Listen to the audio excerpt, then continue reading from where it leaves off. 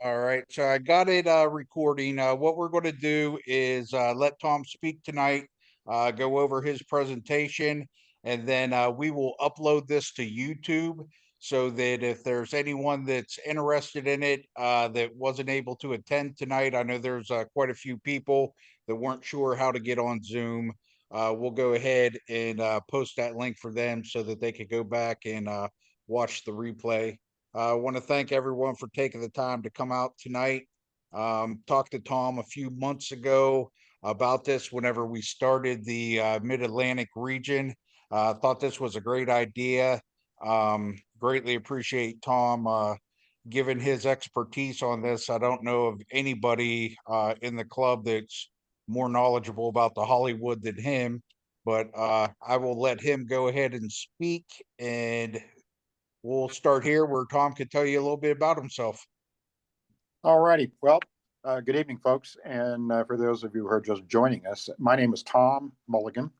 I reside in Tucson, Arizona, which is about 60 miles from the Mexican border, about 120 miles south of Phoenix, Arizona. I always joke whenever I have people that I deal with on the East Coast and not familiar with what it's like in the American Southwest. Yeah, there's cowboys and Indians here, and there's cactus, and exactly the things you expect. But it's more temperate a climate than you might hear. You always hear about how hot it is out in the desert, but I, I can tell you from dealing with a couple of you folks. As a matter of fact, one of them that's on this program this evening is when I mention it's 108 outside, everybody squalls and goes, "Oh my God, how can you live in that?" Well, there's no humidity. I don't know if you've traveled much and traveled like to California and so forth. Many days are very dry there, and it's also very dry here, and so it's pretty comfortable. A lot of folks think Tucson, Arizona is a spot, a gas station, and a post office somewhere out in the middle of the desert. It was when I came here in 1956, but and I say this regrettably, but it now has a valley population of about 1.3 million people. So it is not a gas station and a post office. So for those of you who haven't traveled here, um, what we'd like to talk about tonight, and Ken and Manny and I have discussed earlier, was kind of covering some of the aspects tonight of what most of us would consider to be the authenticity or the correctness of restoration of these cars. And part of the problem is with these cars, and it's typical of a lot of makes, that there just simply is not enough examples to examine, and there's not enough, let's just say, books, manuals, parts lists, and so forth available to the average car owner to really make a good start at the thing. And I can tell you, when I first got involved with this, in this club, I have been largely involved with the Antique Automobile Club of America, which I think most of you may be familiar with. That's the one that does the big Hershey swap meet in Hershey, Pennsylvania, and so forth. And I've chaired about 8 or 9 of the national conventions for them. And if any of you, this is my plug for the night, I won't make many of them, is that the Antique Automobile Club of America will be having their Western Spring Meet and their Grand National Meet in Tucson, Arizona, on May 1st, 2nd, and 3rd of this year. So if any of you are out west, it is a 4-star resort along with a golf course and a casino. It's one of those Indian casinos you hear so much about. I know you have them on the East Coast too. So some of you are familiar with them. And so that's part of it. And the other one is I've been active in the Early Ford V8 Club of America as well, and I've been a Western Regional Director for them, and I'm a senior judge. I'm a judge in AACA as well, and that's kind of my background. I've had some success showing cars. I think we all have. If you've done this, that's what keeps you going, and it is, you have some success, and and what my wife lovingly calls my plastic trophy collection. And she keeps asking me how much I have invested in my plastic trophy collection, which is probably right. Anyway, uh, what got me to this point in this club, just so you guys know how I got here, is And as I mentioned in one of my opening comments, is that there just really is not a lot of useful information or examples out there to examine to kind of lead you down the highway to get the job done. Now, with the advent of the internet, that has improved dramatically, as most of us know, and so information highway has opened up a bit. But if you got back around to 2000 or so, there wasn't a lot of information. So a lot of the cars that got done, even some of the first cars when the club was formed, a matter of fact, I've seen one of the cars that was done very, very well for that period of time. Uh, Even one of the cars is now sits in the Auburn Cord Museum in Indiana. Uh, the cars are beautifully done, and the workmanship is near perfect.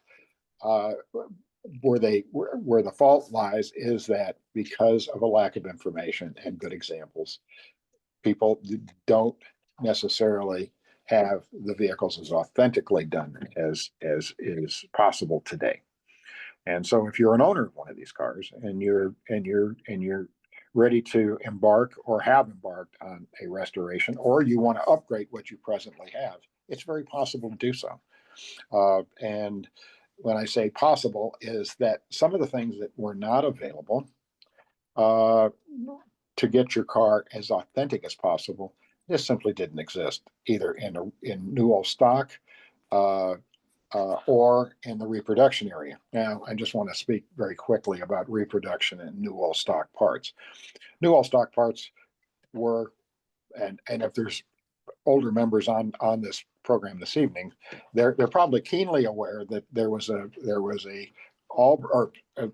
a Graham Hupp warehouse in Indiana where you could go in and you could buy parts, and there were bins, and you could go through the bins and look for chicken eggs because half the time there was straw and stuff in them, or look for parts.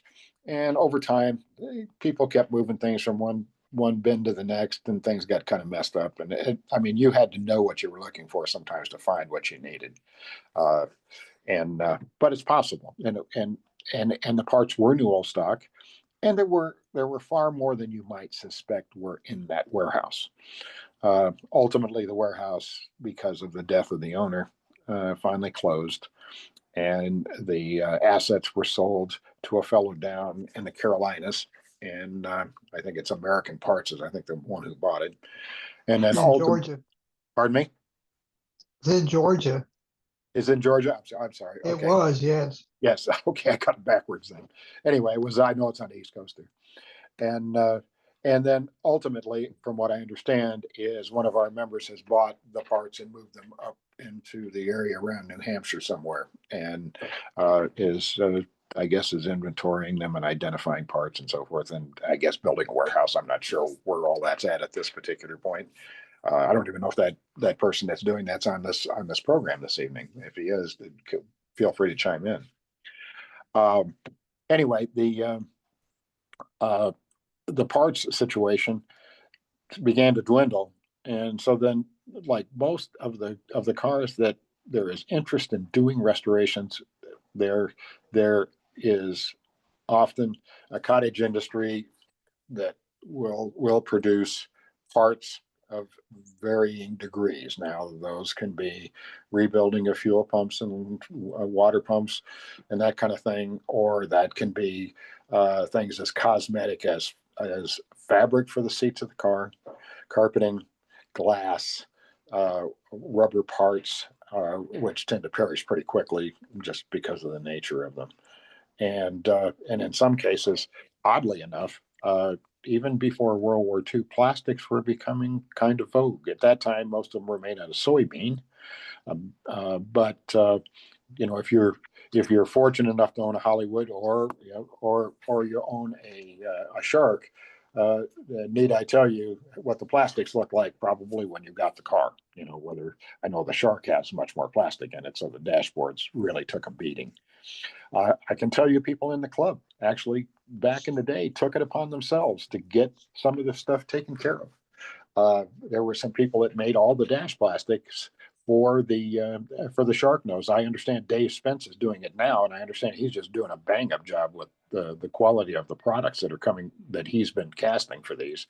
I can tell you some of the earliest ones, and I say this, I'm not saying this tongue in cheek because it's the truth, is they were made with resin and popsicle sticks. But oddly enough, they came out pretty doggone good, and people used them. At least they got the cars finished, and with a little extra handwork and some tactical painting of them, they actually served a pretty useful purpose. So, Excuse me, Tom, yeah, real quick, for everyone's knowledge here, I'm moving the slides forward and back for him. Am I on the right slide for you, Tom, or? I'm still kind of in background and going forward with some of this stuff right now. Okay. All Anyway, right. I wanted to talk about how you can really kind of go about this, yeah, and achieve an authentic restoration. Yet, where is the stuff coming from? Because the average person that calls me does not know where this stuff comes from. All right. And If you could just tell me next slide, and I'll okay, switch it when you tell me. okay, and so what that's done is it's caused the production of various parts now that can make your car go from average to simply outstanding. So, since we're going to talk about some of those things, uh, in the beginning, that right now we've got a screen up that's talking about the background of the car, and I think many of you who have one of these cars has probably done some of the research on them and are familiar with Norman DeVoe and the purchase of the. And what's odd is most people think the guy that bought the Cord body dies went to Graham and had Graham make cars. And that's not so. It's the other way around. DeVoe bought the body dies and went to Hup, couldn't get it done. If you want, it's a good story and it's a long read. You'll find out that the Hup was the leader of the pack, not the Graham. Graham tagged along because they needed something because their shark wasn't selling as well as they had hoped it would. And if you ever want to get a chance to read that, there's some pretty good articles that are presented in some older issues of Special Interest Auto magazine, if you can get your hands on them. I know that's a two-part story. I actually have copies of it, and maybe our newsletter editor might be interested at some point of getting permission from since Special Interest Auto and now Hemi's Classic Car are now defunct, that maybe we could reprint those articles in the magazine so people could get a better handle on the history of these things.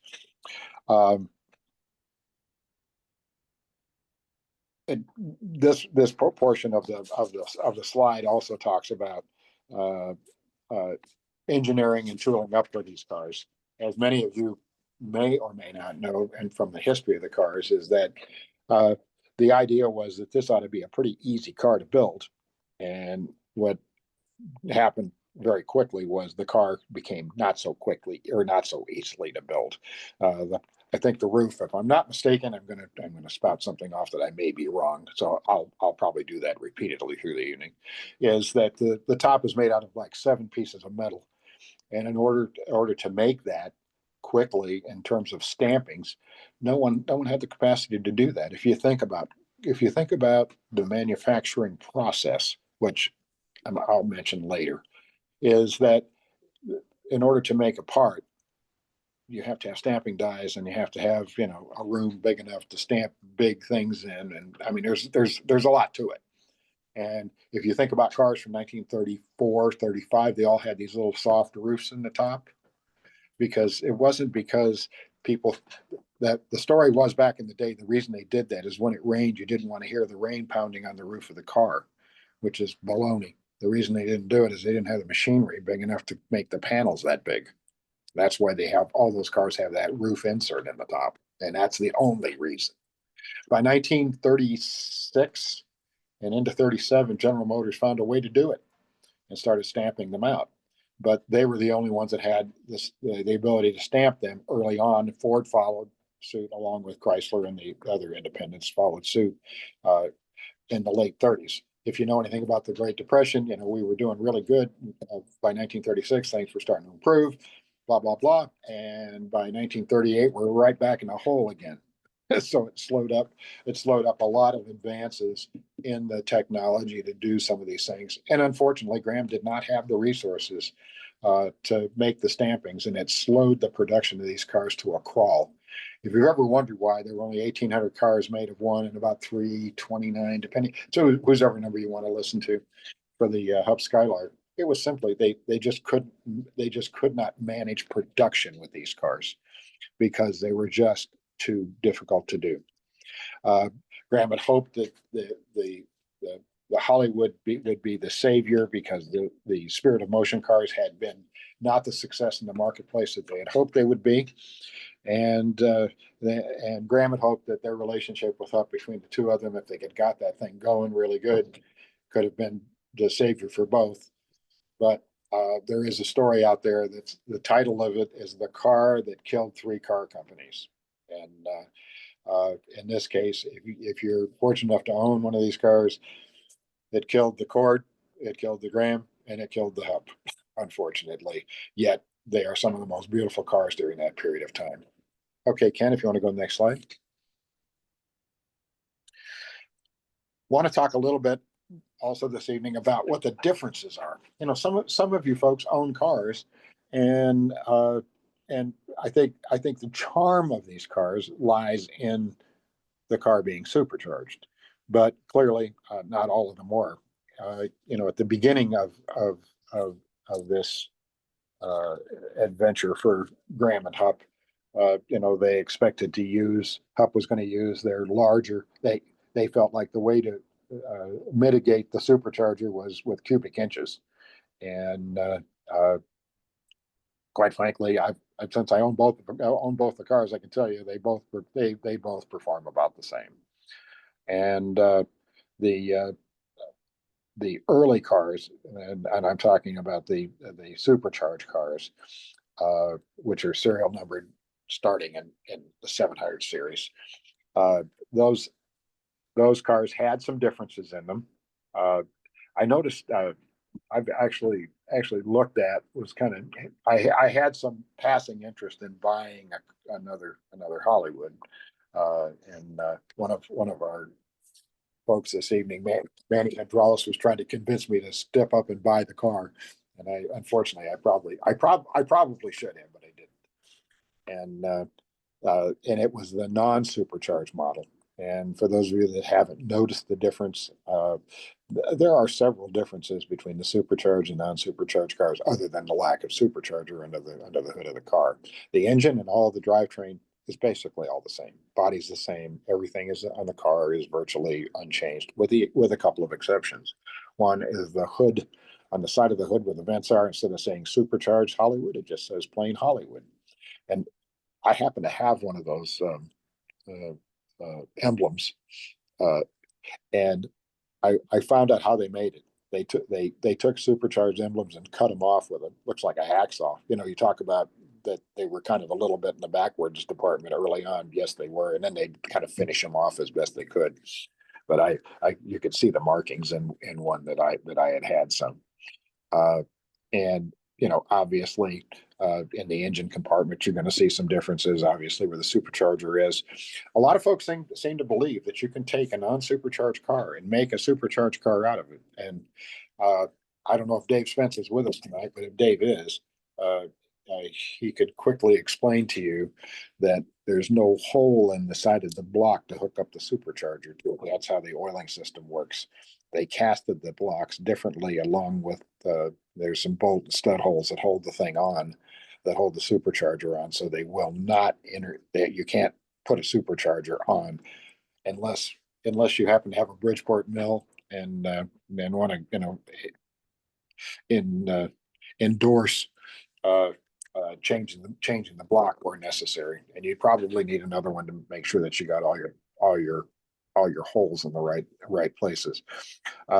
My understanding is all the camming and timing stuff tends to be pretty close to the same on these cars.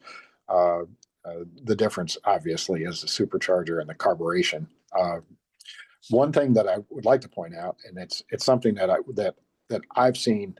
Probably, if I found one thing that I would point out quickly in terms of what is correct and what is incorrect in the cars that you see, that's kind of difficult to fix, but can be, is that people paint the engines the wrong colors. The engines in these cars, and this is a very good picture of this that's here. If you look very carefully at the supercharged car in the back corner here, just below the supercharger, you'll notice that the engine is green. And on the other motor, which is the non-supercharged, below it the photos that Ken has put up, is the engine is gray. Folks, the engine is gray, period. There is no other color. There was someone in the club years ago that used to say, "Oh no, the engines were black with a red cylinder head." And he says, "I remember it because I was there back in 1941." And he was like 86 years old when he was spouting this. And I suspect he probably couldn't tell you what color underwear he had on. But been through this a myriad of times with lots of folks, and as in every case, when you strip the block down, if you send it out to have it stripped, and anybody at the machine shop, they'll go through color after color after color, and finally at the bottom you'll find it is gray. How did green get on this engine? I can tell you how it did. This was the problem with a lack of appropriate information on these cars, from the Hup car to the Graham car. The Hup car is green. Hup is like a Chevrolet small block V8 engine from the beginnings of 1955 up through. They've changed it now, but up until the recent past, it was good old Chevrolet orange, every one of them, and every Hupmobile car, without exception, was green. Green. It's kind of a dark green. It's very similar to Studebaker or Packard green, so it's not a difficult color to replicate. But if you're doing a Graham, the color is smoke gray. I thought I'd pass that on since we're looking at what the differences are in these cars. And that's an important difference, because that's a mistake that I see on a regular basis. I think most of you by now have realized that how you identify the car and what you have is by the VIN or serial number. VIN number is kind of the police way or the governmental way of describing what is back in the day as the serial number of the car.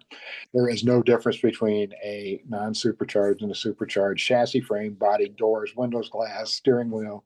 There is absolutely no difference anywhere else other than that area.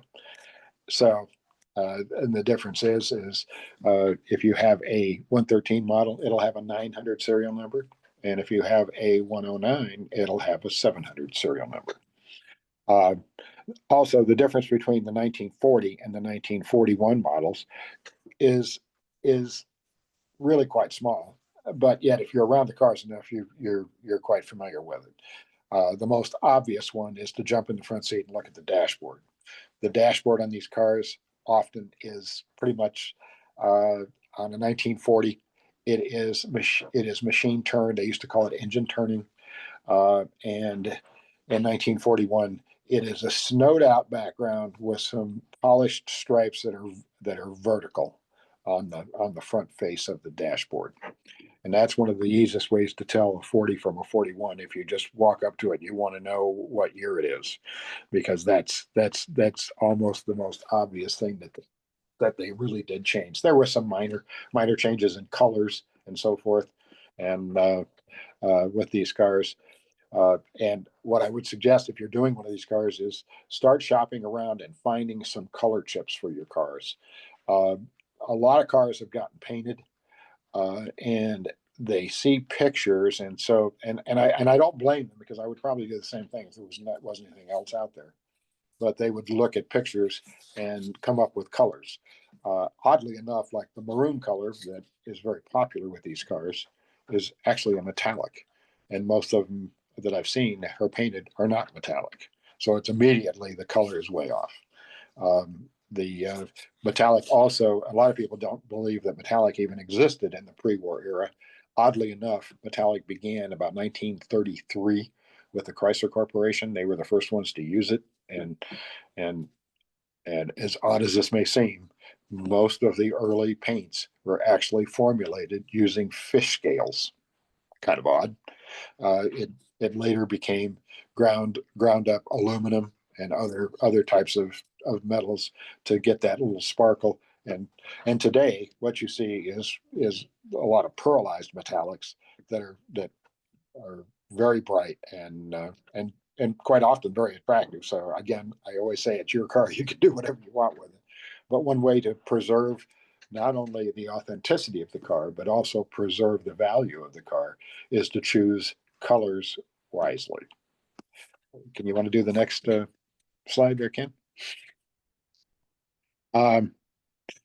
This spreadsheet right here kind of explains a lot of things here about the cars and the production years that they were in there. One of the things that you find when you start researching these cars is you find that parts that would routinely have gone on a Cord did not die with the Cord, but were carried over into both the Hupmobile and the Graham Hollywood. And some of them are kind of obscure, and some of them will actually, and it did to me when I was doing the cars, was it'll raise your eyebrows because apparently these guys that have Cords, their part prices are much higher than Graham prices are for things. I'll just use one example, and you can look through this spreadsheet here at different things. You know, the glove boxes are the same. You can see that there are things that are just typical to Cord alone because of the drivetrain of differences. The dashboard is similar to the Cord. Notice the dome light carried over onto the Hub Skylark and on the first years of the Graham Hollywood it carried. The dash bezel is unique to the Hupmobile, as are the gauges and so forth. But things that are the same that were Cord were on the Hupmobile, for example, is the window cranks are similar. And oddly, but not so oddly, is on the Graham cars. Apparently, when the story goes is that the Sharks didn't sell very well. What happened is they started using a lot of the parts that they were using on the Shark are actually in the Hollywood as well, like door handles, window cranks, things of that nature. And you'll see some like in the rearview mirror, for example, and there's other pieces on here. But the other one, there are two items that I mentioned that because they're Cord, the sort of the price goes up. One of them is right below the radio on the dashboard and the best way to describe this, it's sort of a circle cut in half. It looks like it. It's a ashtray that mounts right under the radio. If you happen to own one of these cars and you're missing that, I can tell you why. Because probably somebody that had the car that restored it found out that they were getting anywhere from $400 to $500 for an ashtray, decided I don't smoke and I don't need it anyway, and that's why you don't see one. If you're doing an authentic restoration and you want to have the car looked and judged at some point, I strongly recommend start looking for one. And I have noticed for some reason that the prices have come down a little bit on some of these things. They're not quite as bad as they were. The other item, and I'm going to slide over to the other one. It's right here at the bottom of the page, and it talks about taillights. This is, and I'll include lighting on this as we go here, is on the back of the car, the two taillights that are back there are two, and you might want to check your car because some of the early cars that were restored in the club, there were some club members who casted plastic taillight lenses. And they're certainly useful and they're certainly got the job done and they certainly closed up a hole and they look right. Fortunately, there have been some new reproductions made, and they were made by the folks, the Cord folks, and they're not outrageously expensive. And you can actually get the original glass lenses with the moniker in them that if I were judging your car and I walked up to the car, how I would identify if they were correct. Are they glass? I might tap it with my fingernail. And I would look for the moniker in it, which is called Cobro, COBRO, would be in the back taillight lens. And if that is there along with a little chrome ring, we're probably on the right track. One thing people like to do with these cars, and again, people, the research shows to the contrary, but all of the taillight bodies that are mounted into the back of the car, I see a lot of them are chrome plated, and they look very attractive. Don't get me wrong, it looks very attractive. But the originals were painted body color, not chrome plated. And they have a rubber pad that mounts underneath them. And the rubber pad is thicker on one side than the other. And the purpose for that is to make the taillight tip up and back enough so that if you're the poor fool that's coming up behind them, that you can actually see that the brake lights are on, assuming they're working properly. Huh. Uh, but a lot of folks are. The taillights, he's talking about the taillights? Yes, the taillights in the back, the rubber pad that goes underneath them that mounts to the body actually is wedge shaped. Rubber pad. And it is manufactured. It is made, by the way. And you'll see them from time to time on eBay. But I had one of the members called me here recently and said, "Hey, there's a pair of them on there, but they're flat. Will they work?" And I said, "Well, they'll work. But they're going to the taillight's going to be pointing up to the sky. You know, you want it to tip out and point back slightly to the back. If you get the right one and you put it on, you'll go, okay, I get it." It's one of those aha moments. You won't have any problem with that. That's back too far. And they're not outrageously expensive to do that. And it does improve the sight line at the back.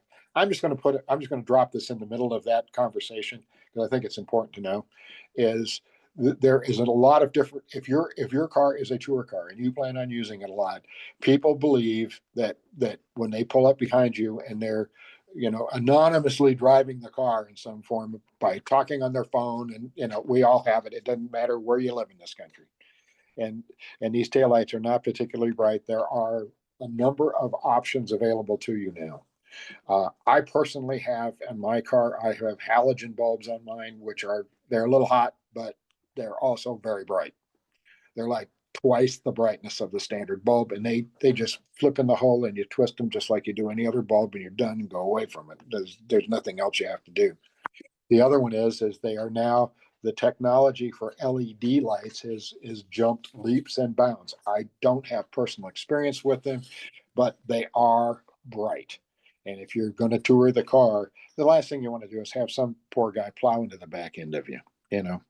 The damage that it causes, and the headaches that it'll cause you going down life's highway. Just sometimes, if you can just improve your chances that it doesn't happen, it can't hurt.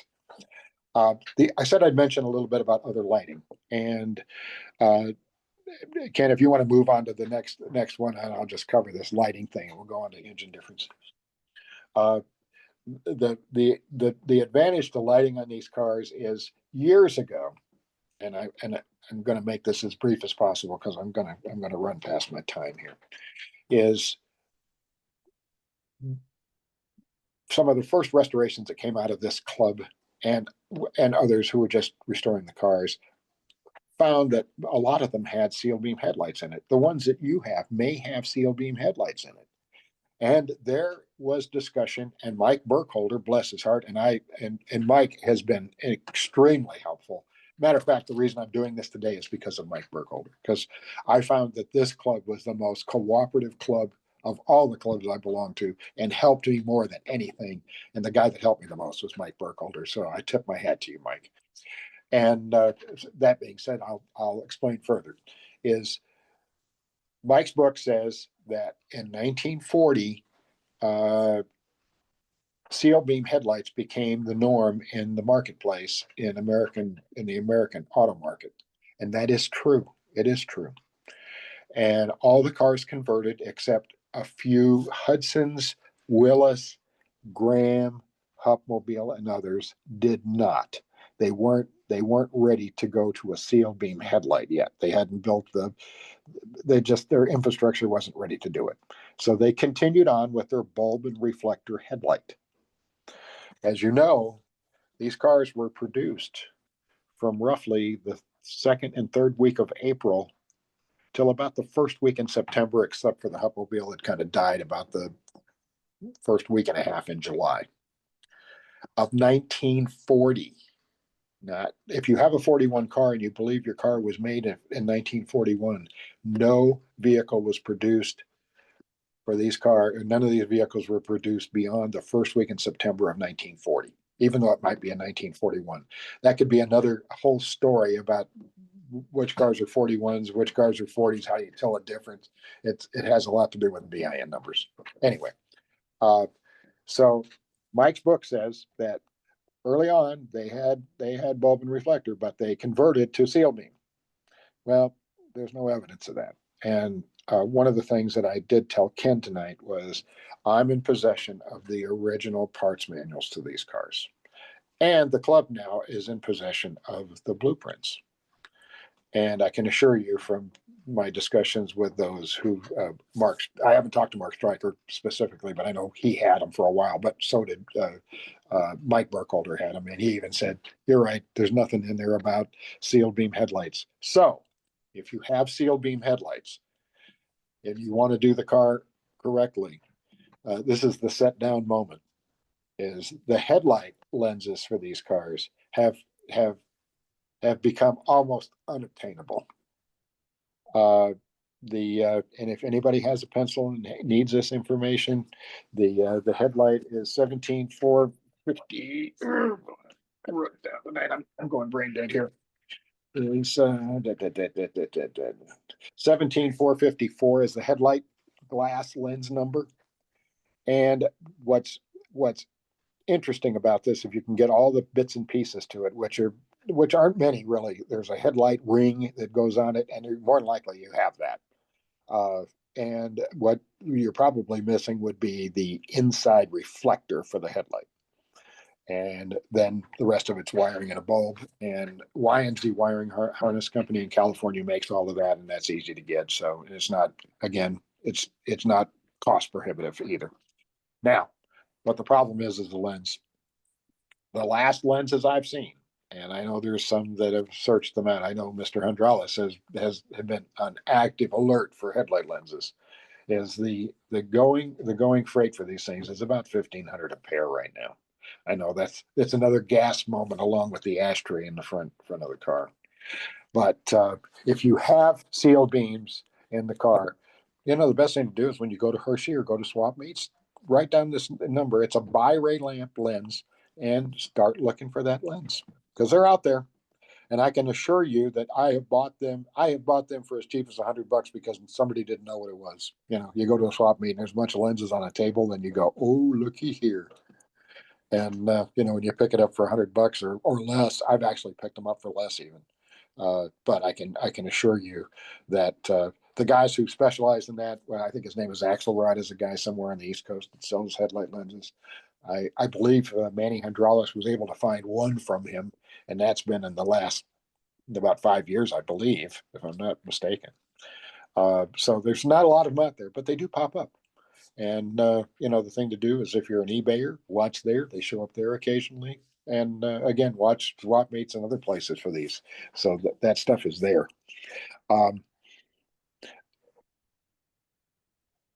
Probably the thing going forward the solution will be, is what other clubs have done regarding headlights, taillights. Luckily, the taillight problem is resolved in reproduction, and I'll tell you where you can buy them at if you want. I don't like to quote prices because everything's going up right now, and that is taillight lenses are available from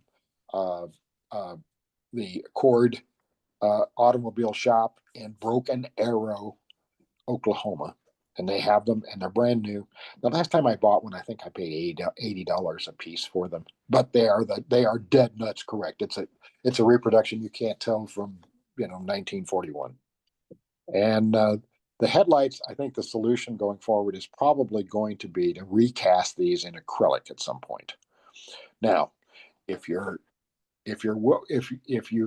can't quite get to that point and you want to get something in there that's close, I will tell you that most judges that judge these things, particularly in AACA and other organizations, are not going to pick this out.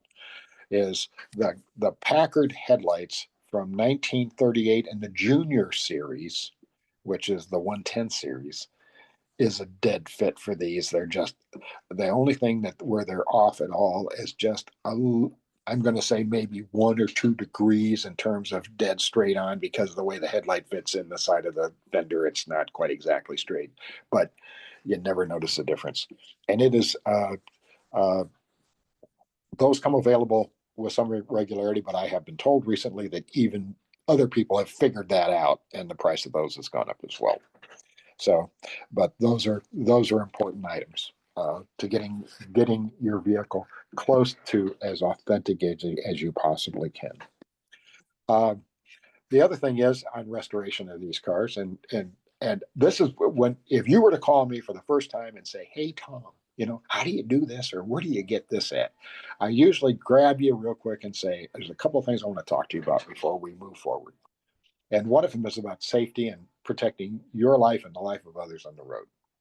And the first one has to do, and you'll notice at the bottom of this little moniker thing that we have on your screen right now, it says brake strap. I know a lot of folks are not familiar with this, but on the front fender, on the inner fender panel, up underneath where the tire is, if you look up, there is a clevis that is made out of sheet metal that is mounted to the side of the inner fender panel. And what that does is that's what hangs a rubber strap that holds the brake line up. Now, what does that mean? Okay, that, without trying to confuse you a whole lot, is, and I can provide a picture for this if any of you want it. I actually have a picture of it. And how it works is, there is a thing called a reach rod that hooks up your steering box to the front tire so that you can turn the car. When you turn the wheel, that's what turns the car.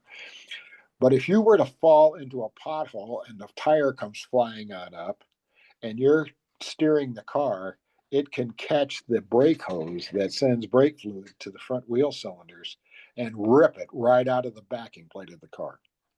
So what they did was they came up with a safety strap that holds it up and out of the way. Now, I'm going to snitch you off a little bit, Manny, and mention this because his solution was the best one. I made my own to begin with. I crafted my own out of some rubber strapping and rivets, and riveted together, and it worked. I'm not going to tell you it didn't work. It didn't work. And Manny outsmarted me again. This has to do with, guess what? I'm a little bit older and he's a whole lot younger, and he came up with a great idea of printing this. And you've heard about printed parts, computer printed parts. He printed some of these. I don't think he has any anymore, but I know that it's capable of being done. And the club has the blueprint. That's what you need to put into the computer for somebody to print these. And you can actually print this thing. This will prevent you from losing your brakes at the worst possible moment. These things do not have dual master cylinders on these cars. You break that brake line, you will have absolutely no brakes. And unless you have done your due diligence with your emergency brake by virtually rebuilding every aspect of it, including the cables, you may not even have that. And I can tell you this, that the grills these days, the 3 grills in the front of your car can easily cost you $1,000 if you bend them up. And your insurance company won't be very happy with you. And if it's like mine, I have $1,000 deductible anyway, so I'll bite the bullet anyway. I'll eat the whole thing. While we're talking about that brake strap, and if any of you want, look in the front of the magazine at the bottom. In the front cover is my name and my phone number, and I'm really quite friendly. You can call me. I'll talk to you. And nobody's stupid in my book. You just haven't done this before. So you can call if you want further information or more particular information on these things. But the other one is, and I'm going to have to tell this brief story because I think I got enough time to tell it. One of our members, California member, Southern California member, he tells me, he says, I get up on Sunday morning and he says, I'm going to go to a car show. And he says, if you live in California, and some of you folks may have lived in California sometime, you always travel the freeways to go from one little town to the other. It's that way everywhere now, but that's kind of their gig. So he says, I got up at around 4:00 in the morning, and he says, I got the car cleaned up and I was ready to go. And I'm going to go to this car show, and I got a smile on my face and a cup of coffee between my legs, and off we go. And he says, I'm on Interstate, I don't know, 5 or the 20210 or whatever the hell it is going north. And he says, and I'm driving along and I'm going about 55, 60 miles an hour. And he says, there's not very many people out. It's just kind of the crack of dawn, and it's kind of a nice, cool morning, and life is good until he's starting to crank the steering wheel a little bit, and he's starting to realize the car isn't moving. He's going 60 miles an hour down an interstate, and he realizes when he turns the wheel to 9 o'clock, back over to 3 o'clock, there's nothing there. The steering wheel isn't hooked up. What happened is that rod that I told you could run through and tear out the brake thing, they are built in such a way that the internals of that, you can't tell how worn it is. And what had happened is the rod itself had worn to a certain point where it just fell off the car. And if it hadn't been for that brake line being in the way, it would have dropped and hit the pavement. He would have heard something scratching and making noise, but he didn't hear anything because it didn't happen that way. He's driving along, and his first thought is to hit the brakes. And you're thinking, well, he says, the brakes are pretty good on the car, but he says they always kind of pull a little bit to the right, a little bit to the left, but I just kind of steer through it.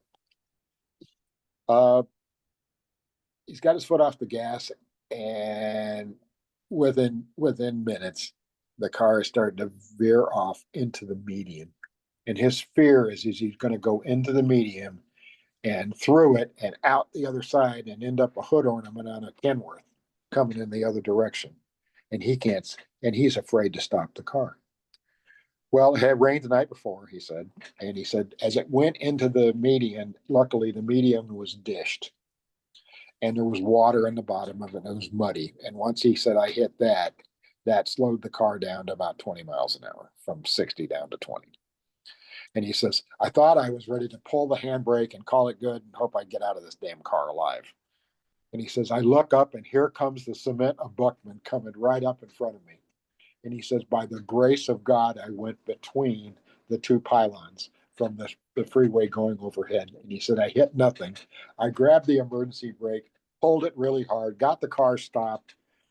And he says, oddly enough, he says, I got out, called a guy that was a tow truck company that I used to use pretty often. And he said, they came and picked me up. He says, the highway patrol never even found me out there. They probably would have given me a ticket for unsafe motor vehicle. And he says, and then I went home and cleaned my shorts out.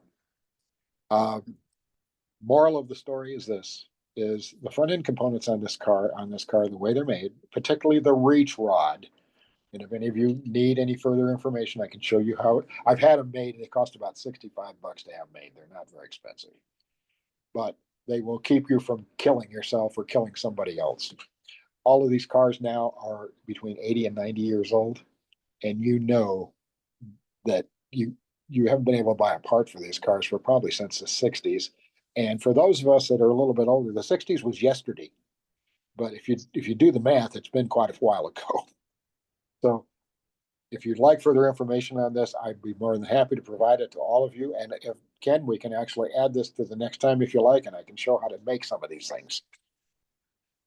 Okay, you want to flip the next one? We talked about authenticity on these cars. And I talked about some things are more expensive than others, and some things are just more difficult to find than others, like those headlight lenses. If the name of the game is to make your car as genuinely authentic as possible, which for a lot of folks that's a good part of the hobby, is starting off with something that isn't quite right and searching and finding. It's kind of, actually, I find it to be fun to go find the original parts. The first one mentioned here on the model 109 is the carburetor on these cars. I can tell you, when I got my car had a Ford carburetor from about 1935 on it. It was a Stromberg 97, which some of you are old hot rodder guys, you're familiar with that term. And it got the job done. I mean, the car ran. I was a novice for these cars, and but after doing a little bit of research, I found out what carburetor I needed, and then the reality struck. Is the carburetor that's needed is a WDO 488S on the supercharged versions, and a 472S on the standard cars without the supercharger, I should say the 113 cars. Is the 1-barrel carburetor. It's not on every street corner, but it's not impossible to find. It's pretty easy, actually. But that 488S carburetor is made out of unobtainium. If I had one of our club members on this thing this evening and he'd speak up, he will tell you that he bought one of the carburetors for his car and he paid $3,300 for it. It was like 32 and some change, but I think they charge sales tax now from eBay to buy the correct carburetor for the car. These 488S carburetors are made out of unobtainium, howsoever. When I first got into this hobby and I started doing some of this stuff and trying to find a carburetor for mine, I ended up talking with just about anybody that would listen to me. And I learned that back in the old days, a lot of the guys made the carburetor. And I went, "What do you mean you made the carburetor?" Well, here's the research, Reader's Digest version, is these carburetors that are on these cars were not manufactured by Carter Carburetor with a specific reference to this carburetor is going to fit on this car. And the reason it isn't is because there was not enough production of these cars to make it worthwhile for Carter Carburetor to make a carburetor specific to the car. In the best of circumstances, engineering sends over valve timing, cubic inches, blah blah. I mean, they cam timing, everything about that car to set up a proper and effective carburetor that works under a variety of conditions, both weather and RPM and so forth. Anyway, without get confusing the matter, is Carter said, "We can make you a carburetor, but in order to do so, we're just going to make it off of parts from the shelf." In other words, let's see, Oldsmobile has this and that'll work. And let's see here, Nash uses this one and this one will work. And let's see, there's another one over here. That one might work. And next thing you know, they take all the parts and they put them in a brown bag and they shake them all up and dump them out. And they've got a 488S carburetor. And that's how they made it, actually. We're fortunate because I decided that I would get involved with cracking the code on this thing. And I have cracked the code on how to do it. And I've done a couple of them. And I can tell you that one of the people that's listening to us right now tonight, Manny Hendralis, has also done several of them and done them successfully. And when they're all done, I mean, unless you know the exact casting number of these things that were used on the Graham cars, it appears correct. It works identically.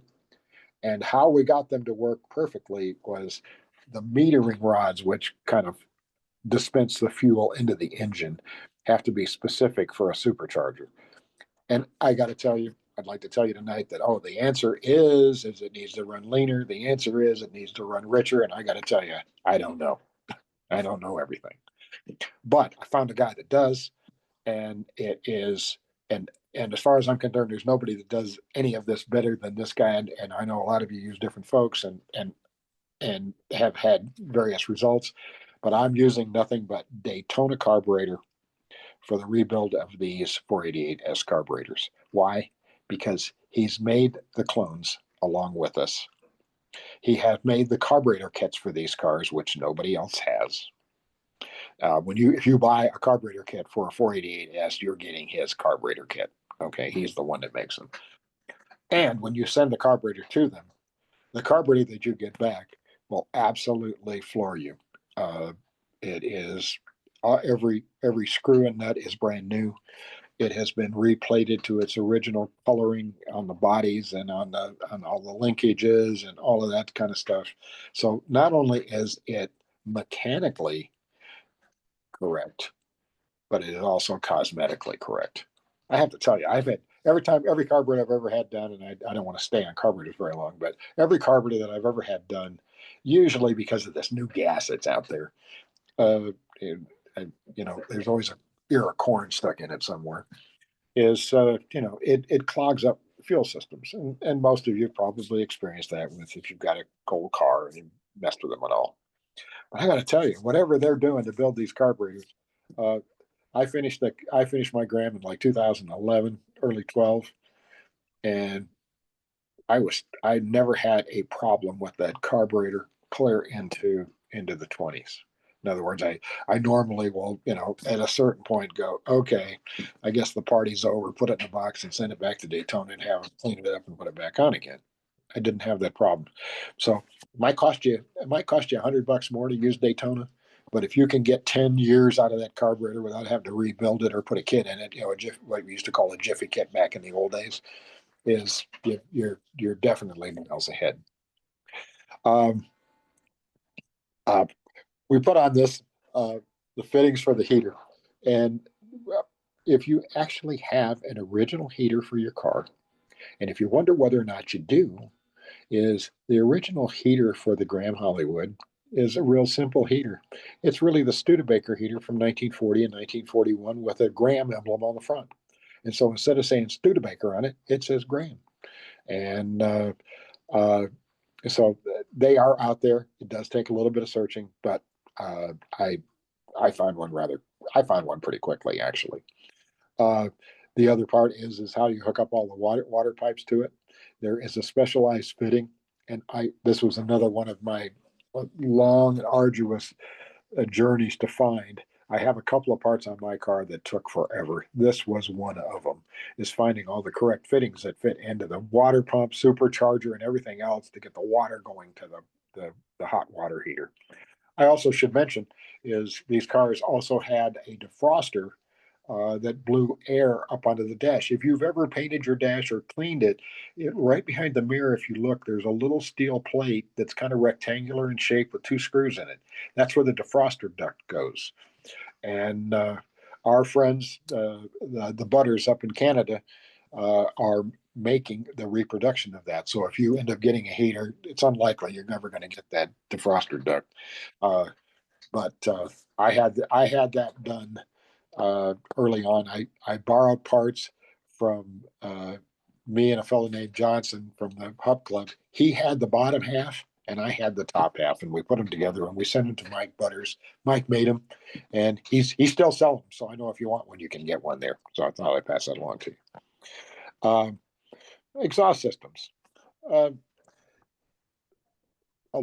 I've seen this enough, and I had it on my car originally. People changed the exhaust system on these cars when they restored them because, once again, no information. The information actually is this: is there are two pipes that come off the supercharged engine and go into a small resonator. I'll stop real quick and explain to you that the exhaust system on the car that I'm going to suggest to you, and again, I got no skin in this game, so I'm just telling you straightforwardly, is because of working with other members in the club, it took about 4 guys, and between all 4 of us, we all had an original exhaust system, pieces of it. One of the guys had the resonator. I had the front pipes. One of the guys had the pipe that comes out of the resonator and goes to the back muffler. The back muffler, I had it. I actually had, my car came with a new old stock muffler in a box that we'd bought at the Graham Parts Warehouse before they closed up. And then the last part, nobody had it, but we had a picture of it, and it was easy. The tailpipe that comes out of the muffler and goes out I call it the mouse hole at the back of your car. If you look on the back of the bumper back there, you'll see there's a little cutout for the tailpipe to come through. All of those have been reproduced, and how we got it done was I sent my parts, the other guy sent theirs. We sent them all to Waldron Exhaust in Michigan. They advertise regularly in Hemmingson on the internet, and we had the exhaust system produced in plain steel and in stainless steel. And by the way, stainless steel wasn't that expensive more. And by the way, if you live in anything that's even a semi-moist climate at all, stainless steel is great because it doesn't rust, and you will never buy another one. And the difference is now when you crawl, as a matter of fact, I had a guy crawling in my car and he goes, "How in the hell did you do this?" And I said, if it hadn't have been for 4 different guys, it wouldn't have happened. But because of their help, we were able to get all the parts together and get this done. And I'll just share one item with you that almost very few people are familiar with. It's in the parts book, is where it came from. Is the tailpipe as it comes out of the muffler sets side to side in the back. In other words, it's just behind the rear end of the car, between the gas tank and the rear end. It goes side to side rather than front to back like most cars do on the muffler. And then the pipe comes out on the driver's side. So the pipe's going down the passenger side through the resonator and then goes over the rear end into the muffler, over to the driver's side of the car and then out the back. The pipe that goes out the back is about 4 inches away. If you're out there cleaning your car and you're looking at it, take a look if you've got the correct right exhaust system on your car or parts of the right one. A lot of times the resonator's gone, but if you have the right stuff, it's setting about 4 inches away from the gas tank. It's kind of its own little heater for the fuel system. So what Graham did is they wrapped the tailpipe from just before the end of the body work, in other words, before you would see it standing outside the car, and from roughly where it comes out of the muffler, it's wrapped in asbestos. Okay, admittedly, asbestos is kind of taboo, but there are materials that you can purchase. I got mine from Restoration Supply in Escondido, California. It is actually a white asbestos look-alike material that you wrap the tailpipe with as an insulator to keep the heat off the gas tank. It's in the parts book and it's held on with, if you're familiar with deer tags or those Ziploc tags, those little zippy tab, except it's metal and it uses 4 stainless steel zip tags, and they have those too. And you put it on, and luckily it's adhesive bagged, so when you wrap the thing, you don't have to have your wife out there hanging on to the thing when you put these zip ties on. It'll stay on, and just put the zip ties on it, snip them off with a pair of dikes, and you have got a 100% authentic exhaust system, which most people don't have on their car. And it's always good to be able to talk about that to folks. Next picture. Ken? No.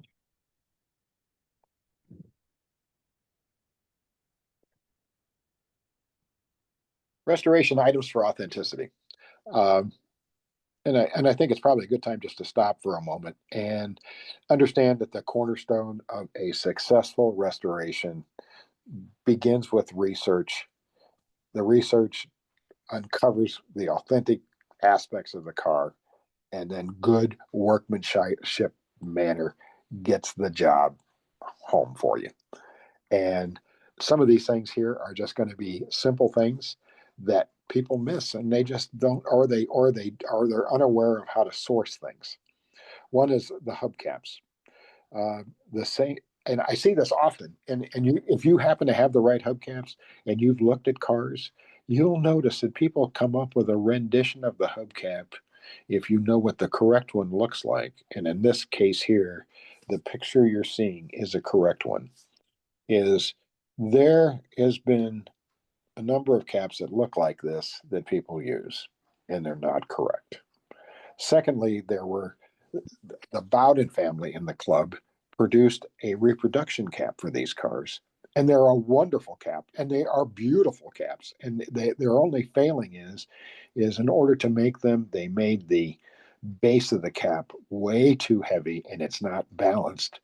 And I got to tell you, I was told that this would happen, and it did. Is if you have the reproduction caps and your clips are not strong, is these caps will go flying off. I lost one, and during the time, I noticed I looked at some pictures on the cloud of one of the earlier Graham meets, and there was a gentleman driving his Graham Hollywood, and he had no hubcaps on it.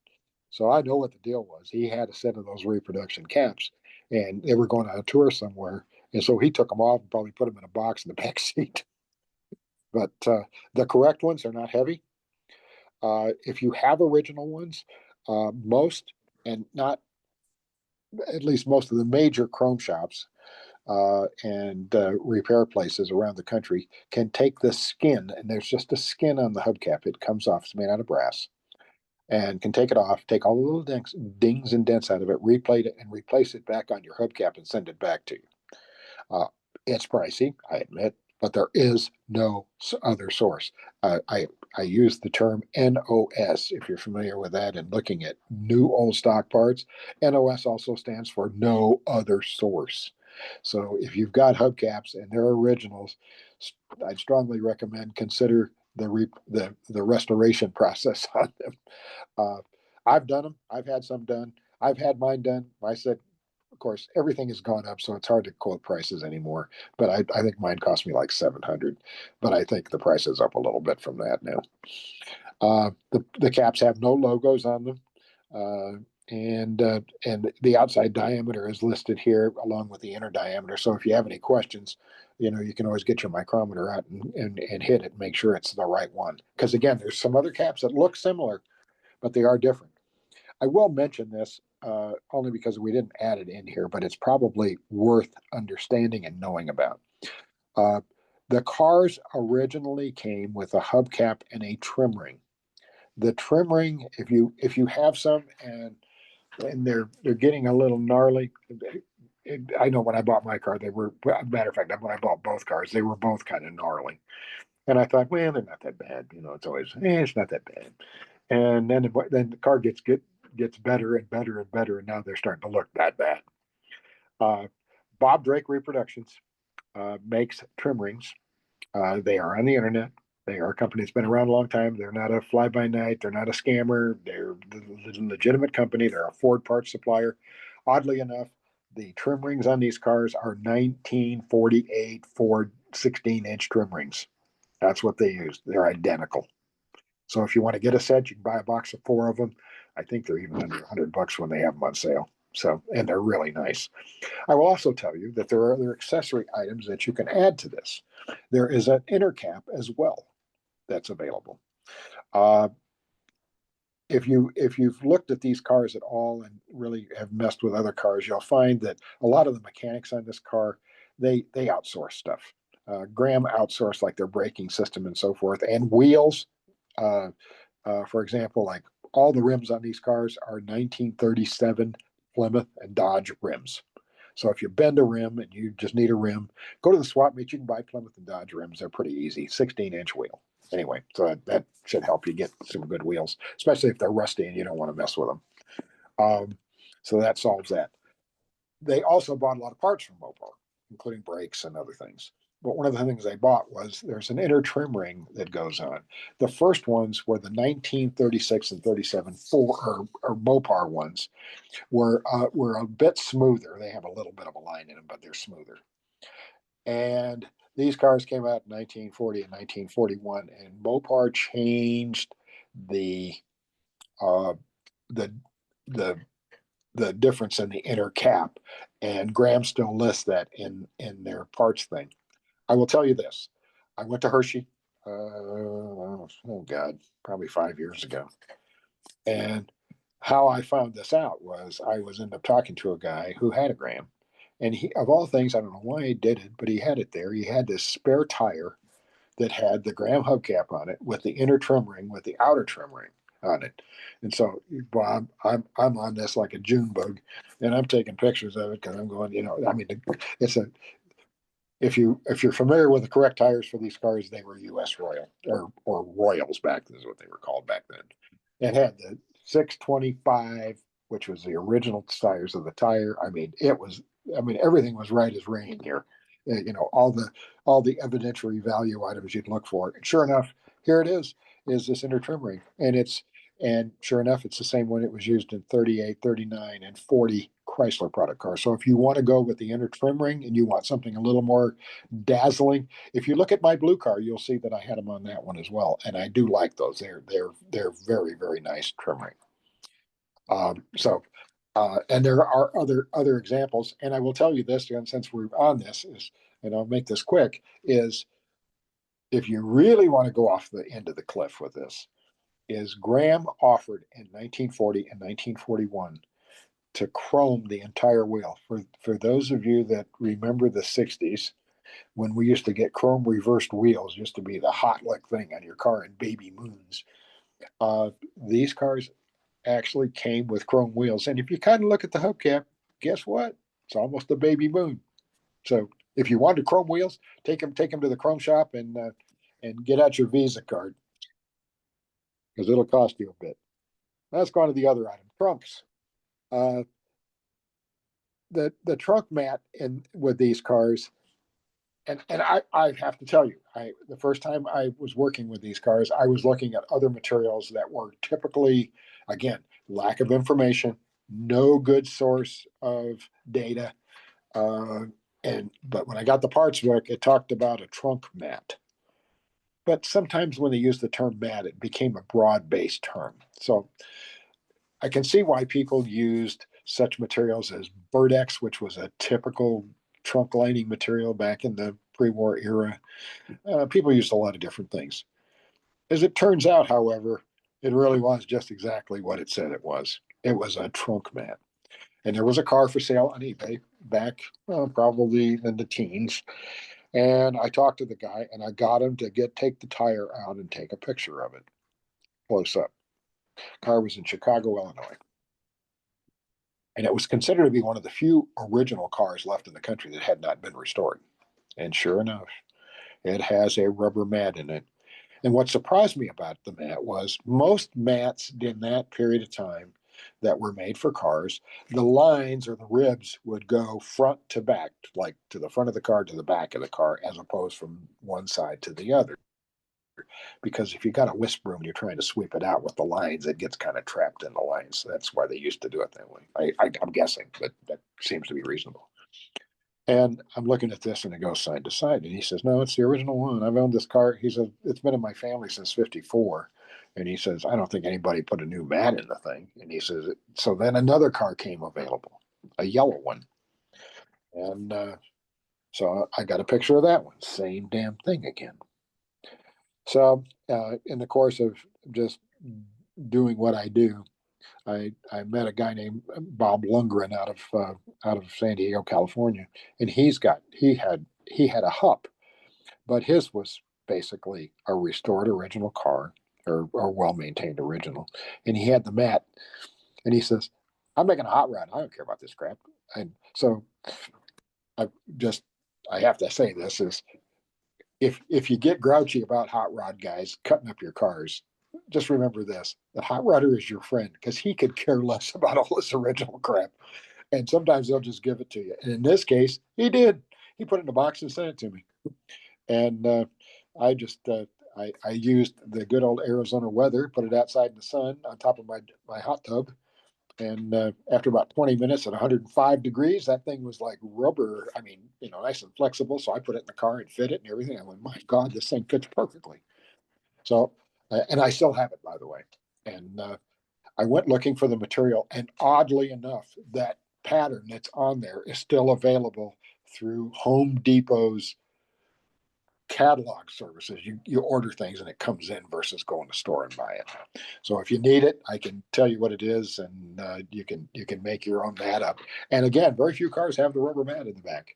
And also, while we're talking about that, I can't leave without talking about in the trunk that the interior of the trunk is flocked, and that is spelled FLOCK. And there is a company, and bear with me with this, but that's their name. The name of the company is called Flockit. And they make kits to flock everything from jewelry boxes to custom cars. And you can get a flocking gun for like 50, $60. I'll tell you what I did. I bought the flocking gun and I did the car. And then one of the guys in the club said, "Hey, you going to use that again?" I said, "I'll probably never use this thing again." He said, "You want to sell it?" And I said, "Sure." So I sold it to him. And then I borrowed it back from him when I did my Hupmobile, and I redid it. I can tell you this, that I agonized for days to do this because I figured if I screw this up, how do you fix it? And finally, one day I got enough nerve up and did it, and it's the easy. I got to tell you, it's the easiest damn thing in the world to do. You can't hardly mess it up if you just follow the instructions. And the interior looks like a jewelry box. It just looks beautiful inside.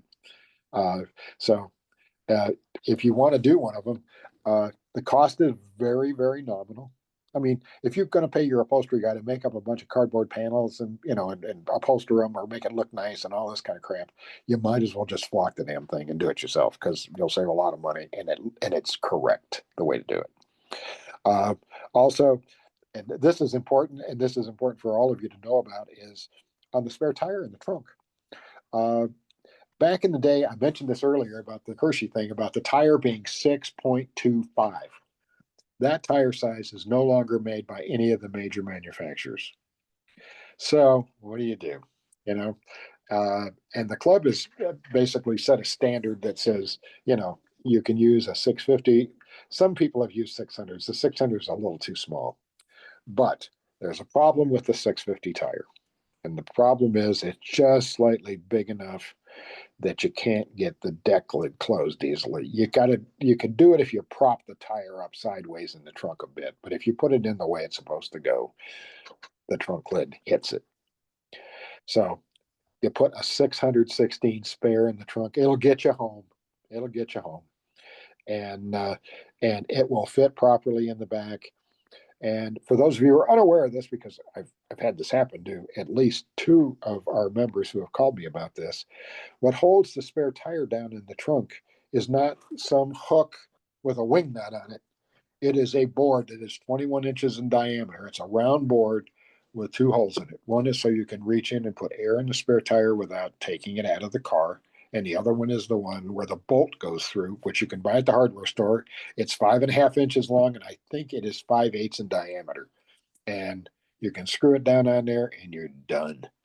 So, but anyway, it is a wood board that holds the thing down. Couple of last things about what's in the trunk. In the trunk of your car, again, one of the difficult things to find for these cars, if you are fortunate enough to have a jack with your car, you might want to inspect it. And if you have any questions, send me a text, email, or an email with a picture attached of the jack that you have, and I'll tell you if you got the right one. The original jack for this car is a round tube. It almost looks like it's made out of a muffler pipe or tailpipe, and it's about 30 inches long. It has a hook that sticks out the side of it, and it has all thread down the middle. I'm oversimplifying it, so you're probably gathering it's pretty archaic, I guess is maybe that might not be the best word, but that's kind of what it is. So, it is available. You could make one if you wanted to from pieces and parts. The difficult part is finding the base. But if you're fortunate enough to have one, you are a lucky person. These jacks have been bringing anywhere from $400 to $600 that I've seen sold, and I've heard they've done more than that at Hershey recently.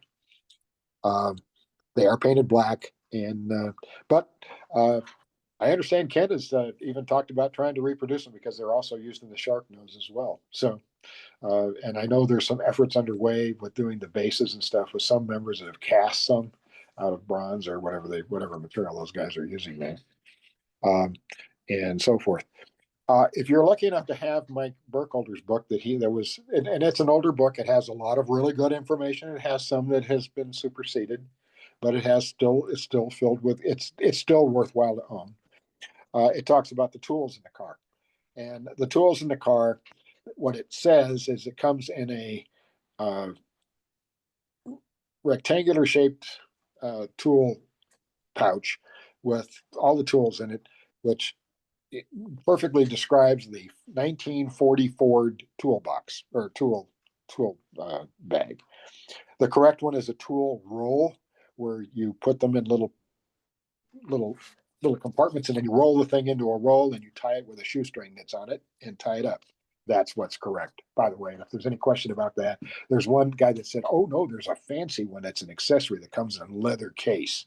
And I went, "Somebody's blowing some Indian smoke up the wrong tailpipe, because they don't exist." What is correct with the car, and only correct, is a tool roll as per the parts catalog. Next one, Ken. Keys. This has never been my gig, to be honest with you, but I have to tell you that I didn't pay much attention to it, but when I got my Hup, it was right. And that is simply this. If your car is correct, the key that fits in your ignition on your Graham should also unlock your glove box in your Graham. And also, once you get outside and you walk over to the passenger door and you stick the key in the door, it should lock that door. So one key handles glove box, ignition, and the door lock. You should have a second key, and the second key is a longer key. It's virtually the same as the one that you have for your ignition, except it's longer. And it's used in the trunk.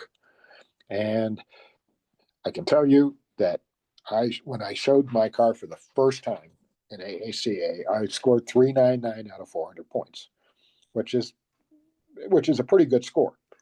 And what I got pointed for was I had the wrong lock cylinder in the back. People will tell you that if you don't have the right lock cylinder, you can use a lock cylinder out of a Packard of the same era and it'll fit right in. And I have to tell you, it does. And that's what I had in mind because I went, okay, well, that seems to be the going standard in this club. That's what they use. Well, I guess it's widely known that that is not the correct lock. And I was fortunate enough to find the original lock and get a key made for it and change the lock cylinder out to the correct one. By the way, I scored a perfect 400 points on my senior award for the car. All the locks in the car are all Yale, and they're called Yale Junior, is what they're called. So if you got your original keys and you look at them, and if you got one that says Yale Junior, by God, you got the original key. And if you got the one for the trunk and it looks like the same, but it's longer, you got that one too. So you came out lucky. Radios in the car. We talked a little bit about that ashtray that's underneath the front there. When I got my car had a Motorola radio in it, which was used early in production of these cars. And I think mine was a Motorola 600. I'm going to just give you a brief description. It's a small head that fits in the hole in the dashboard. And it's small, doesn't take up much space. Then there's this huge box that mounts to the firewall. And then there's a speaker box that mounts alongside it under the dash. I mean, I got size 12 feet. They didn't leave much room left. I hated that thing. And I saw when I was doing some research, I found out what happened is Graham used Motorola radios until he didn't pay for them, and then they got cut off. And so they had to get some credit with Studebaker, and they started using the Studebaker radio from that same period. And it's manufactured by Philco, and they actually included, and you'll notice in the picture there's some brackets. These are the mounting brackets that mount it to the firewall. If you ever look at the firewall, you'll notice there's 4 holes there. Kind of, if you were looking through the hole where the radio goes and you looked at the firewall from the outside at about the same location, you'll find 4 holes. That's what this thing, those brackets mount to. Otherwise, your radio becomes a diving board. It's long and it's heavy, and these kind of hold it so it kind of bridges between the firewall and the dashboard of the car. My personal opinion is I love these radios. I think they're great. And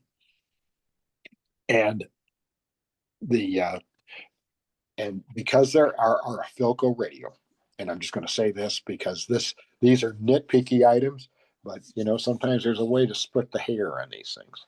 Is the Philco radio came with a Philco antenna, and the Philco antenna was the red ball antenna. Now, you're fortunate because it's been reproduced and you can buy them, and they mount on the passenger side of the car, not on the driver's side. I can show you pictures where they are on the driver's side, but they're usually dealer installed, not factory installed. The factory installed radio put the antenna on the passenger side. And by the way, if you think about it, when you get in the car with the suicide doors, you have a tendency to put your hand on the A pillar, which is that area right there at the windshield, while you're kind of scooting your butt in the car. And it's real easy to grab I've talked to the guys that have, and he says, yeah, I've bent a couple antennas by reaching a little too far, and then I sit down and I pull the antenna with everything with it. So if you're going to put a radio in, put your antenna on the passenger side. Anti-glare rubber. And these are rubber strips that are made by Steel Rubber Products. They have a metal bracket underneath them. So if you're taking your car apart, in between the windshield and the dash, you might find some thin pieces of steel and not sure what they go to. They actually insert inside this rubber that they have pictures of here. And that's an anti-glare device, but not only that, but it fills the gap in between the windshield and the dashboard on the car. And let me, do you want to take the next one, Ken? Okay. Steering wheel. Since we're inside the car, this is another one of my little pets on these cars. Is on the Graham Hollywood and in the Hub Skylark. I don't know where they found this out, but they found out that the Studebaker Phantom wheel is identical to the Graham wheel, and it is. Oddly enough, it is. And apparently there were more Studebaker parts warehouses and places to buy stuff from. So guys that restored these cars put Studebaker steering wheels on the car, and it works, except for two problems. The first one is that the steering wheel is 18 inches. The Graham wheel is 17. If if you are a guy that seems to have pretty good sized hands, you know that when your knuckles come around on the far left hand side of the car near the vent window that it's kind of close. You don't hit, but it's close. But if you put an 18-inch steering wheel there, I can assure you that you're going to be banging your hand into the vent window and the garnish molding every time you go around a corner because it's too big. And it doesn't really show it because keep in mind, an inch bigger is only half an inch on each side. So it's not glaringly wrong. What's glaringly wrong is this.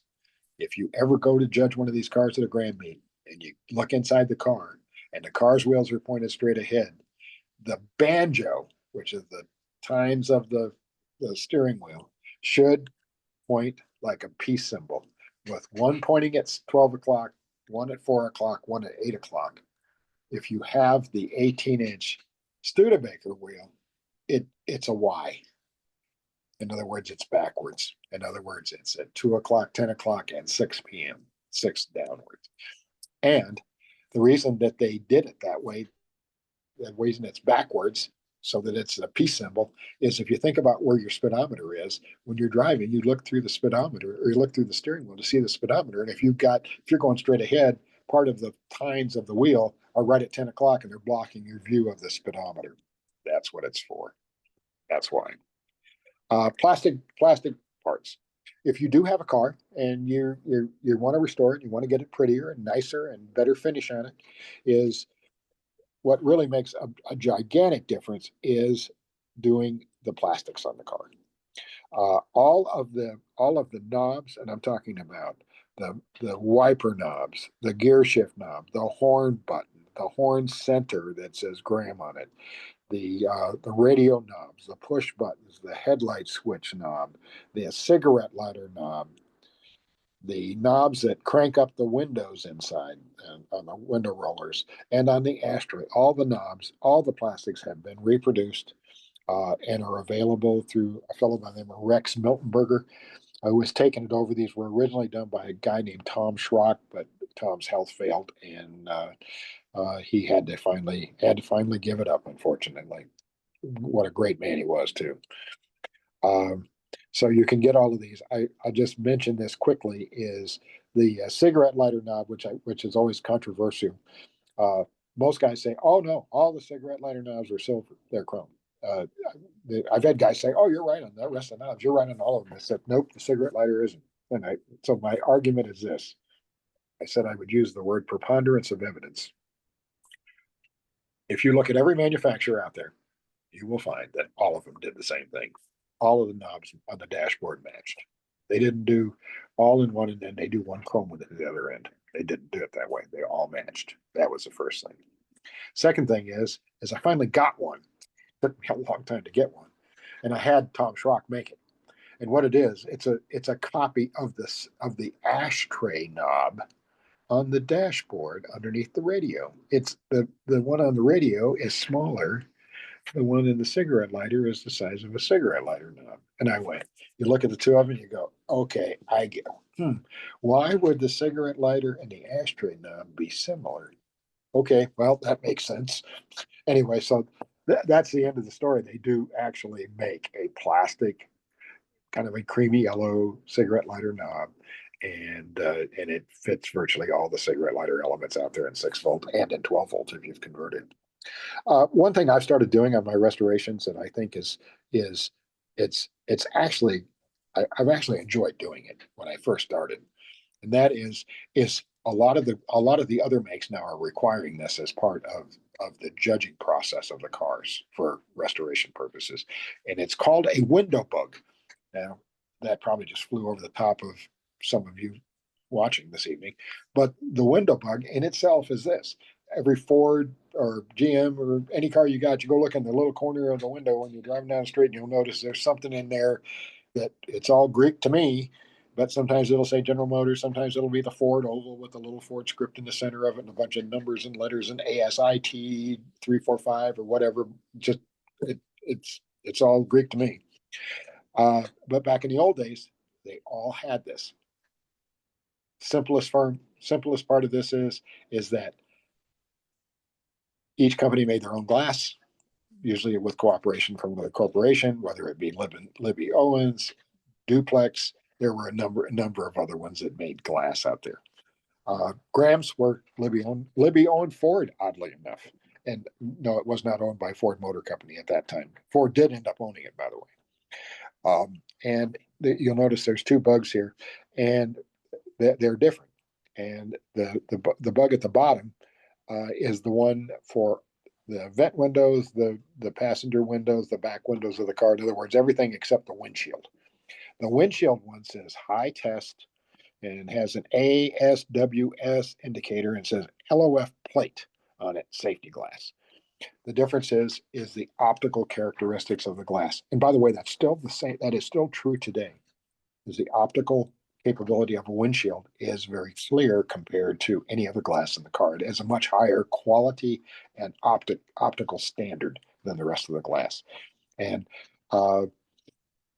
if you decide to get one of these, they are kits, and I can tell you where to get them if you need them. And they're not very. It's about I think it's like a $95 kit, but it includes everything. And you can do more than one car with it too, by the way. If you have 2 grams, or you have another Hup, or you got a Shark and a Hup or a Hollywood, you want to do that, you can do this. It's kind of fun and to do it.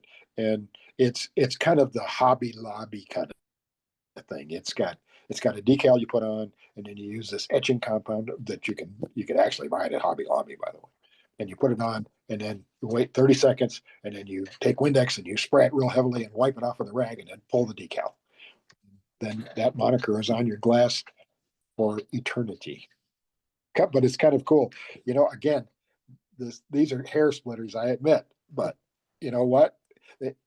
When you start looking at all of it in its totality, good dash knobs, nice steering wheels, nice anti-glare strips in the car, the key set in the ignition. That's a Acme Junior on them. All of that. It all adds up to a really great car. This is something that's missing in a lot of cars, and I wish I could give you a good source for this at this point. It's another Cord part, so get ready to not have a fun journey with this. I'm sure somebody's going to get in your wallet on this one. Is under your seat. In the front seat, the seat pulls up. Your battery should be located there, unless somebody's gotten weird and put it in the trunk. 2 problems. One is there is a cover. It does screw down. It does have a center portion that comes out, so you could, back in the day, check the water in the battery. Pretty short story. Here's the problem. The battery tray that fits under it, that hangs under your car, was made for a battery that was made in 1940. 1940, all batteries were about 7 inches tall. A little bit taller, but it's 7 1/4 inches exactly. And the batteries that you buy today, whether it's an Optima or you just go down to AutoZone or Napa or whoever you like to buy batteries from, they're all 9 1/4 inches tall. Somehow these little suckers grew 2.5 inches tall. So now if you put it down in the hole in the floor and you hook up the battery cables, it's Puxahani Phil all over again. He's got his head poking up out of that floor like a groundhog. And you can't put the cover on there because you'll short the battery out to the cover, because the cover is steel if you have it. And worse yet, if you put nothing on there and you jump on the car, you hop in the car, and if you're like me, who weighs regrettably over 200 pounds, that the springs then hit it, you short the battery out. And I noticed in my car when I got it that the seat wood was burned. And I said, well, I know what caused that. So anyway, the solution is to remake the battery box and make it 2 inches deeper. And by the way, one guy told me you can't do that because it's too low and get hit on curbs. No, it won't, because if it does, you're going to knock the muffler off on the other side, because that's where the resonator goes, and it hangs down further than the battery box does. So there's not a problem with that. By the way, it's light sheet metal work. Any sheet metal shop can do it, and it's not much material. And once it's done, I powder coated mine, and once you get it powder coated, that doesn't get acidate with batteries and all that. It's a great way to do things. But you did have a battery cover. And by the way, if you're ever at a Grand Beat and you decide you're going to judge these cars, all you gotta do is poke your head into the front seat and see if the cover's there. And I'll guarantee you that you'll do 10 cars and 5 won't have it. Next one. Oh, I ran out of things to talk about tonight. Well, I'm sorry to have talked so long. Went a little bit longer than I suspected it would, but I wanted to pass along as much good information as I can. And the next time, what I'd like to do is do a little hands-on show and tell, so I'll go on camera with you. And Ken and I have already talked about a few things, and I think some things tonight have raised my temperature to say, something. I think it'd be more meaningful if you could see the strap and what it does. If you could see the reach rod and the potential that if it breaks, the danger of losing steering in the car where you're driving, and some other aspects that I can obviously add to the pile here. But I want to tell you that as being your technical advisor, I've enjoyed my time doing it. And if you called me, I hope you've always found a joyful guy on the other end of the line. And if you've called me for some information, understand I'm always happy to help you any way I can. And occasionally I have some parts. I don't have a lot of parts anymore. It seems like everybody kind of cleaned me out, but nonetheless, if you have a mechanical problem you're not sure how to do, let's just say you don't know how to bleed the brakes. It's easier than you think. You can learn how to do it. If it's if you want to do hoses or clamps or any of those kind of things and not sure, feel free to call me and I'll be more than happy to walk you on through it. And I can tell you there's members I've spent hours with on the phone getting them where they want to be. So I find it a pleasure, and I'm proud to be involved with you folks. And I hope I was some help to you tonight. And I thank you. Well, I greatly appreciate your time tonight, Tom. There's people in the club that are very helpful. Um, Bob Felds has helped Yes, me me too. tremendously. Me You too. have you have helped me. Dave Spence. So if there's anything that anybody wants to know about the cars, reach out to anybody in the club. And we're a small club, so people know who to get a hold of.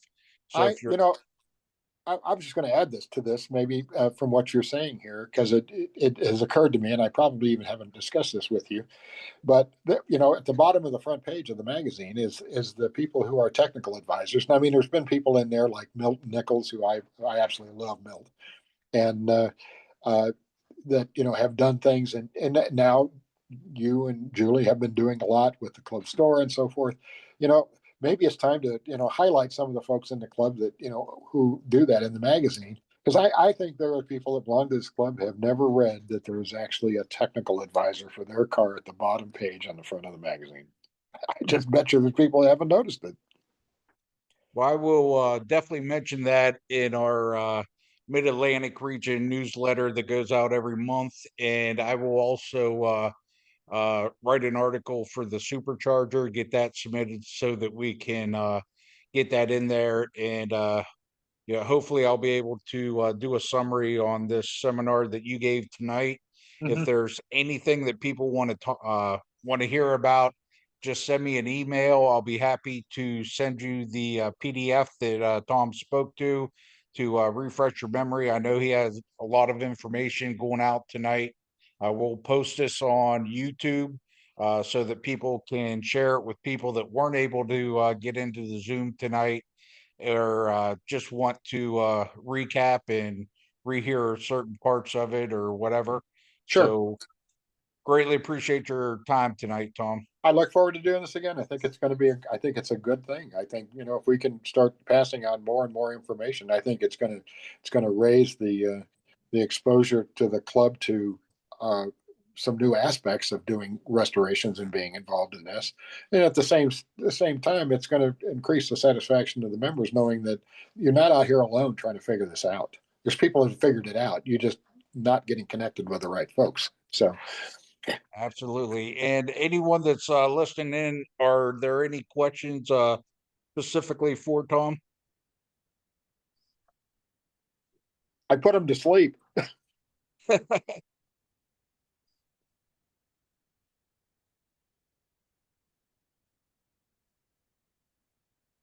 If anyone's talking, I know we had people on mute, so you will have to unmute your speaker if anyone's trying to talk. I was saying now we have to go to the car and see what we have, whether it's a Motorola or a Philco radio and what size tire and everything, Tom. Okay. Yeah, some little things like if you decide you have a Philco radio thing, one of the guys in the club has actually made the tag on the side of the radio says it's a Studebaker radio. That's the Yeah. way most of them are. But one of the guys in the club has actually made a tag that says Graham radio rather than it says it's a Philco radio, but it says Graham on it. And Yeah. the tag, you just replace the tag. It's a pretty easy thing to do. I did it, and it's easy to do. I'm pretty sure the one in our car is a Motorola because it's got the 2 buttons on the bottom. No, that's actually the Philco. That's the Oh, is that buttons. right? Yeah, yeah, and they make all those buttons too. You can get all those if those they're getting kind of crispy at this point, but and they're really easy to change out. They're really easy to change. Mm-hmm. Okay. Well, thank you very much. Good, good. Listen, my again for all of you listening is my phone number is at the bottom, and I'm retired, so I've got plenty of time to talk to you. You know, if you want to call me and grab your coffee in the morning and call me and say, hey, I got this problem, and I'll tell you what, I talk to guys 2 or 3 times a week. I mean, it's a pretty regular thing, and I'm not cheap with my time. If you've got something you want to talk about, I'll spend an hour and a half on the phone with you. And we'll go through things. So if you come up with any questions or comments or you just want some guidance or whatever, I don't know everything, but I know people that do know everything, and I can lead you in the right direction.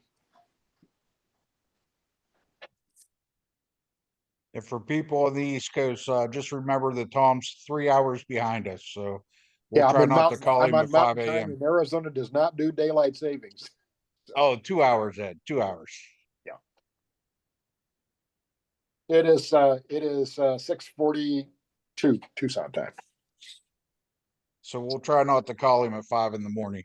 Yeah, those are kind of rough on me, but I might answer the phone until you call me back in a couple hours when I've had some coffee and I can remember my name.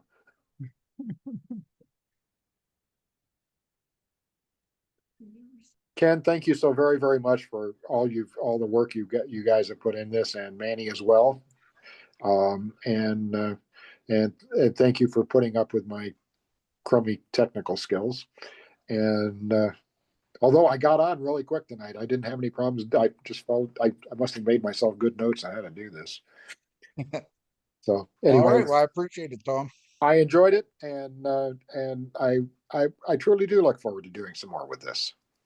If you can put up with me anyway. Great Absolutely. presentation. Thank you so much. You're very welcome. You're very welcome. Best of luck to all of you this evening. Okay, I'm going to leave this open for about 2 minutes and then I'll close it out. So I appreciate everyone taking the time to come out tonight. Thank you. Thanks, everyone. Have a great weekend. Bye. Bye-bye. Bye-bye.